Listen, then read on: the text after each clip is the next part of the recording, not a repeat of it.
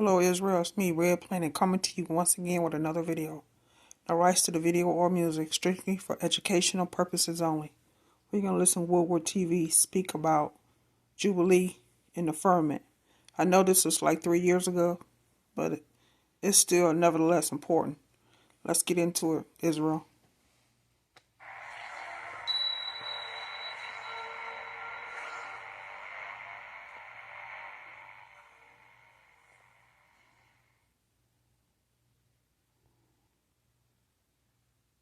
So, I know that there are a lot of you out there who believe that there is some type of firmament up above us that keeps us and everything else on the planet in. In that use of the word, we are talking about a physical dome or wall that may or may not be visible to humans at least. But you all very well know that words, especially ancient words that have been decoded and then translated, you very well know that there may be several interpretations of that word given the context, right? So, I want you all to hear a clip from the book of Jubilees, and then I will give you an interpretation of that word given the context. For on the first day he created the heavens which are above, and the earth, and the waters, and all the spirits which serve before him, the Malachim of the presence, and the Malachim of sanctification, and the Malachim of the spirit of fire, and the Malachim of the spirit of the winds, and the Malachim of the spirit of the clouds, and the darkness, and of snow, and of hail, and of hoar frost, and the Malachim of the voices, and of the thunder, and of the lightning, and the Malachim of the spirits of cold, and of heat, and of winter, and of spring, and of autumn, and of summer, and of all the spirits of his creatures which are in the heavens and on the earth. He created the abysses and the darkness, eventide and night, and the light, dawn and day, which he has prepared in the knowledge of his heart. Like I've said before, the reality is these angelic beings who occupy the spirit realm, we try to give it scientific names, but we don't really understand it. We just know how to interact with it. So, we do know that it exists. Now, keep in mind, I want you to keep track of this. The earth and the waters were created on the first day. No firmament yet, just the earth and waters. Look what else. There's all these spirit beings that serve him, the angels. That's what Malachim are, a rank of angel. Now, you have spirits that govern fire, wind, clouds, darkness, snow, hail, frost, thunder, lightning, cold, heat, the seasons. He created the abysses, the night and day, in preparation for what he was about to put in place.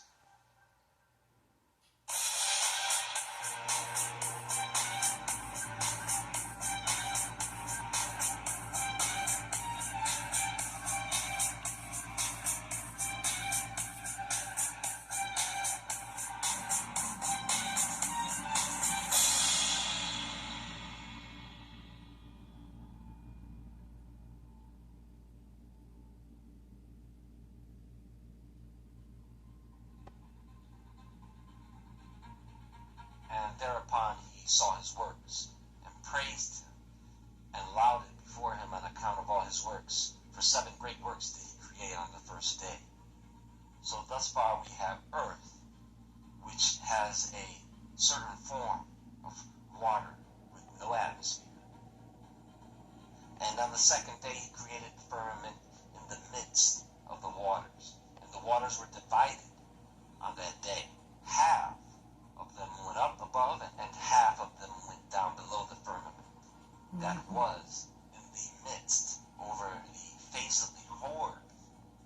And this was the only work Yahweh created on the second day. So the only thing God did on this day was create the firmament.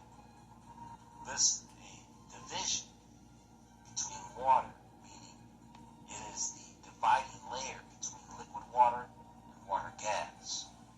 We have liquid water on the surface, and then it suddenly is a gas, you see? So, now you have an earth covered in water, but now there is an atmosphere in preparation for is to come next. Think of the firmament more as a force, because the firmament was already placed in the midst of the water before they were divided.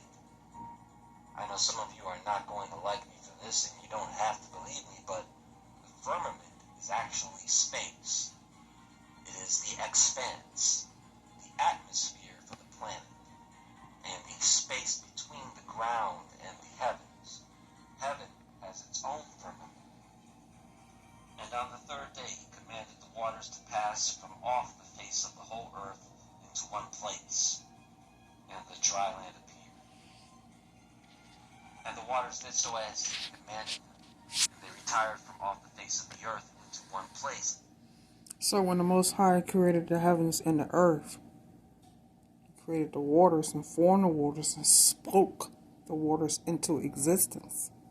Like He spoke what He wanted to happen, and it formed, took place. It revealed, it was so. For the Most High, He put a dome over it. A dome that you cannot go out, and a dome that you cannot go in, come in. When He sends the angels to do His bidding, they go through portals, because they know that as long as the dome is covering up the earth, they can't come through it. So they come through portals. Portals open and they come through, and the portals close and they go out. They come in and they go out. Israel, you can't go out of the firmament. And nothing that's out in space or the Most High's throne, kingdom, heaven, can come through. They can crack the sky open, but they have to come through a portal. And when the portals open, they're going to come through and they're going to take care of business. Outside of this firmament, and the dry land appeared. So the water didn't recede off the dry land. It retired off the face. It evaporated and turned into gas, down to a certain level, sea level, exposing parts of the earth.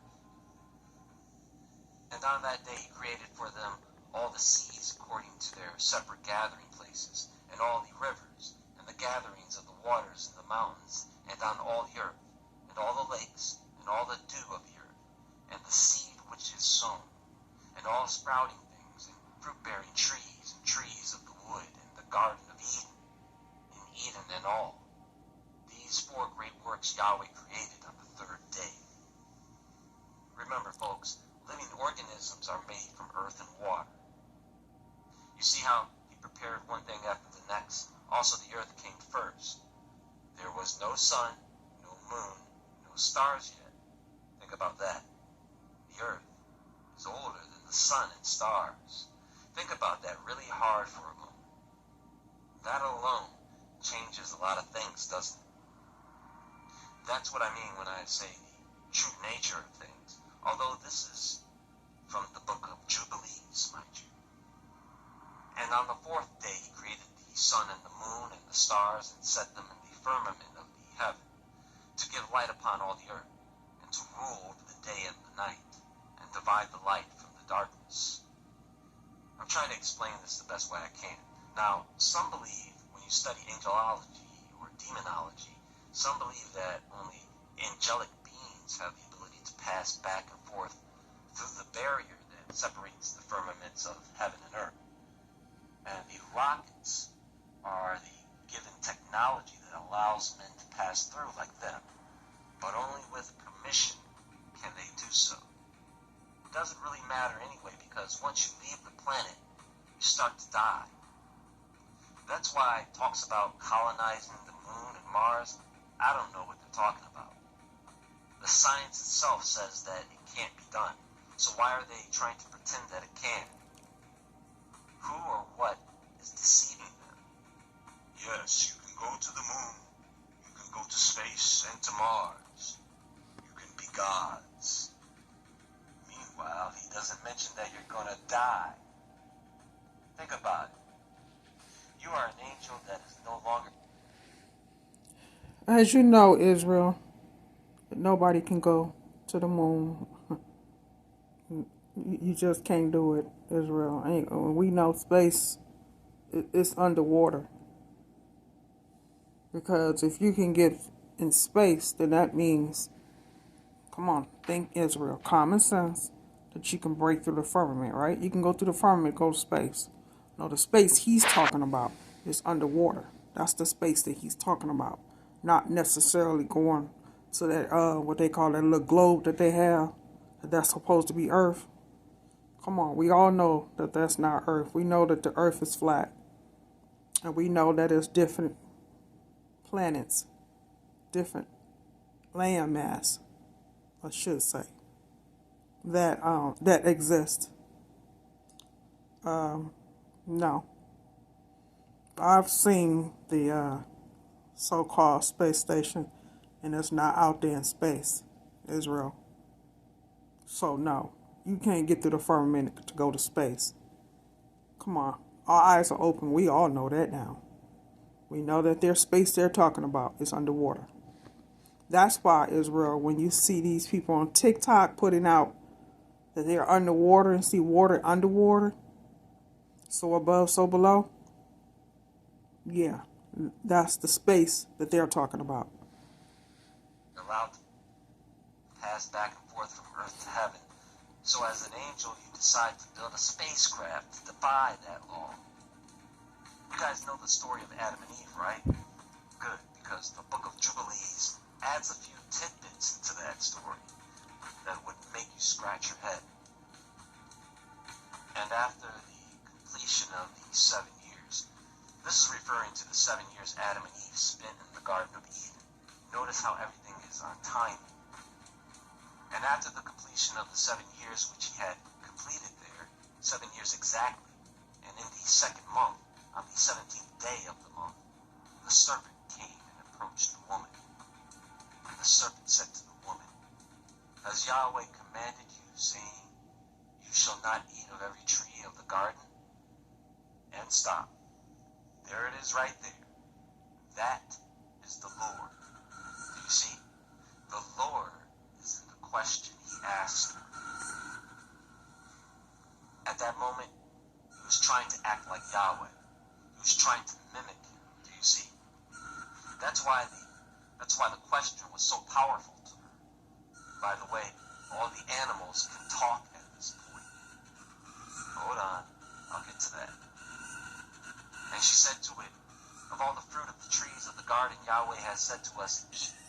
But of the fruit of the tree which is in the midst of the garden Yahweh has said to us, you shall not eat thereof, neither shall you touch it, lest you die." And the serpent said to the woman, "You shall not surely die, for Yahweh does know that on the day you shall eat thereof, your eyes will be open, you will be as gods, and you will know good and evil." And we all know what happens after that, right? Now, here is something that is interesting that you may not know. It reads, "And on that day in which Adam went forth from the garden, he offered a sweet Savior and offering, frankincense, galbanum, and stacks, and spices in the morning with the rising of the sun from the day when he covered his shame. And on that day was closed the mouth of all beasts, and of cattle, and of birds, and of whatever walks, and whatever moves, so that they could no longer speak, for they had all spoken with one another, one lip, and with one tongue." Now, what kind of bizarre world is this?